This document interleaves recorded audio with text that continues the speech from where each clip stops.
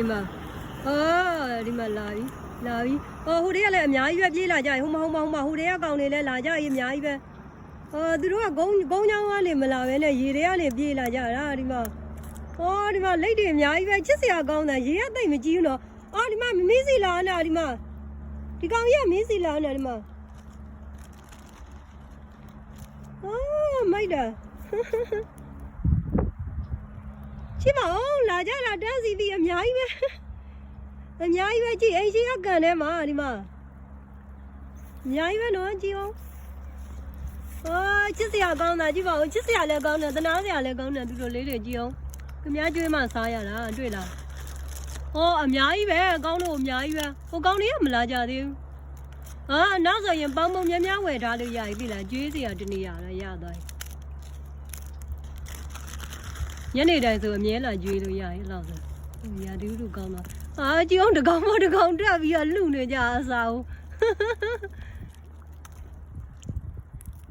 ကြည့်အောင်ဆွဲကြီးတမန်တွေ့လားအများကြီးပဲဟိုတည်းကလည်းပြေးလာကြပြီသူများစားမြင်တော့ပြေးလာကြပြီတွေ့လားအကောင်50လောက်ရှိမလားနော်အကောင်50လောက်ရှိမယ်အများကြီးပဲအင်းရှိရကံမှာမွေးထားတာဒီမှာဟိုနေရဟိုဝဲတီပြစ်လိုက်လေသူတို့အောင်မှတကောင်ပေါ်တကောင်ထက်နေရုံမှာအောက်ကကောင်ကသေတော့မှာဒီနားမှာဒီကောင်ကအဲ့ကောင်က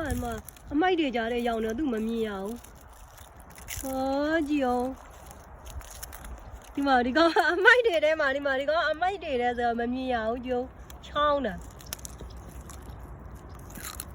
လက်တောင်ကင်စားတယ်ပေးရတစ်ခုလောက်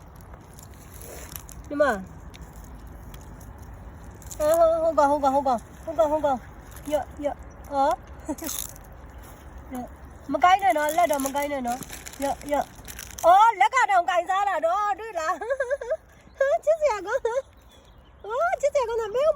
ဒီမလိုက်မဆွဲလိုက်အမုံလေးတွေဒါအမုံဝိုင်းရင်ကင်ပြေးလို့မကောင်းတော့ရမလေးဒါလုံးငါလက်ကြီးကင်မိလိုက်မယ်တော့ပြီးအနိကတော့မကင်ရဲဘူးနမလို့လက်ကြီးကင်ပါမှ